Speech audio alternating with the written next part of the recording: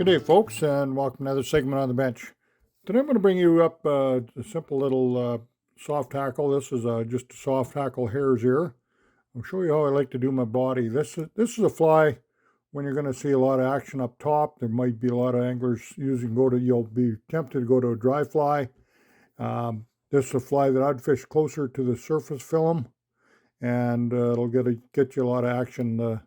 The body itself, when I show you that, you'll understand why the fish like eating this one. And let's go over the materials we need to tie the fly. I'm going to use a 1710. I'll tie it on a size 12. You can go to 14s for sure on this one, or smaller. I'm going to go with this is some 6/10 thread. I'll finish off the hit with just some 8/0 red thread, just brighten it up. The tail and the hackle, I'm going to be using some of this partridge. I'll use down here for the collar, up here just for the tail. And the body, I'm going to be using some natural hare's ear. This is in Hare's Ear Plus. It's got a little antron in here. That's what I really like using on a lot of nymphs for my iridescence effect. And I'm just going to use some vinyl V-rib for the body, just for the ribbing. Gives some nice segmentation, doesn't take over the body at all. This is just a great little pattern right here.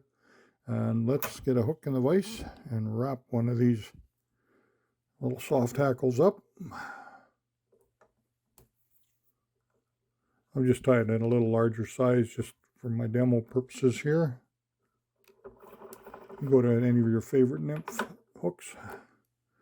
I'll come in here with the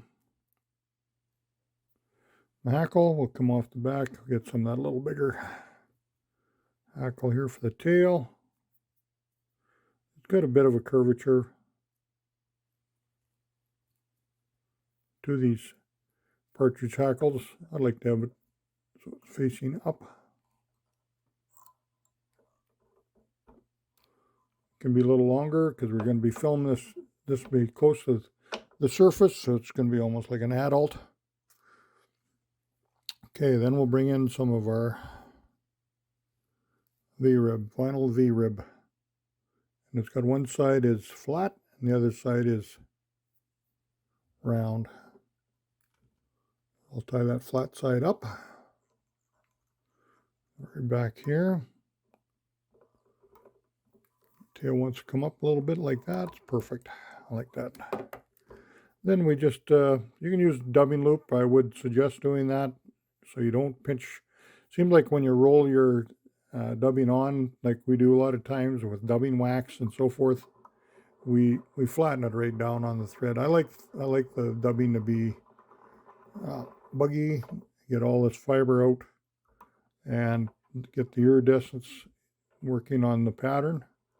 So I'm going to taper this up. I got a little more dubbing on the front, as you can see, than I do at the rear. Give me a bit of a taper. And we'll just run our V-rib up. Good segmentation.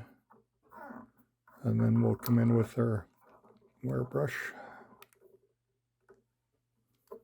here. And I'm going to pick this out. That's why that antron, the hairtron, is a great little dubbing. Anything you can get like that. I'm going to fuzzy that right up. And that V-rib material, why I don't use wire, I want to keep this light. I don't want it sinking. I want to keep it very close to the film or in the film. Top foot of water for sure. But you'll see fish working. A lot of times, guys, like I say, you'll be tempted to run in there get your dry flies out. Nice to catch fish on dry flies, believe me, but it's could be the wrong choice.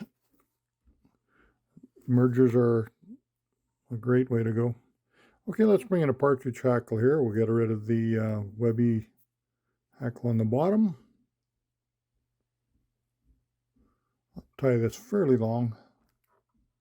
Collar on it, shorten up the collar if you want, more of the merger style. I just go soft hackle style, which just gives it a lot more breathability. And then turn, fold your hackle back, Each turn comes just ahead of the next. And there we go. We got it's pretty full collar. It's a big fly here too. It's a size 12, so you'd want to use a smaller hackle on a size 14 or 16. Good idea to do that. And it'll still breathe really nice. Got a little pulsating action there. Looks very buggy. I'll just tie the tan off. Looks a little boring like that. You can leave it like that if you want, but sometimes it's nice just to dress your flies up, put a little strike trigger on there. Put some of this little bit of red.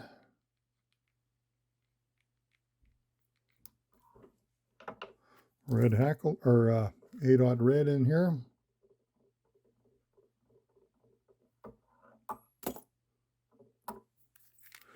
Cut that off.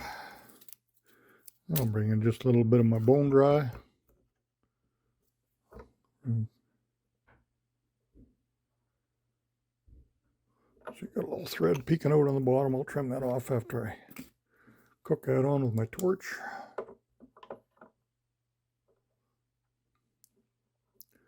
It's a nice little bug and very, very effective. So, like I say, if you want to get it, you can fish this in lakes or streams. There we go. But the body material, like I say, go with that Hare's Ear. Plus, you can get it in all different colors. This is a nice kind of a natural color here. You can go to other different ones, but you'll see it when it's in the water. Really pay attention to your flies. Sometimes we get kind of overwhelmed with what they look like on our vise. That's one thing.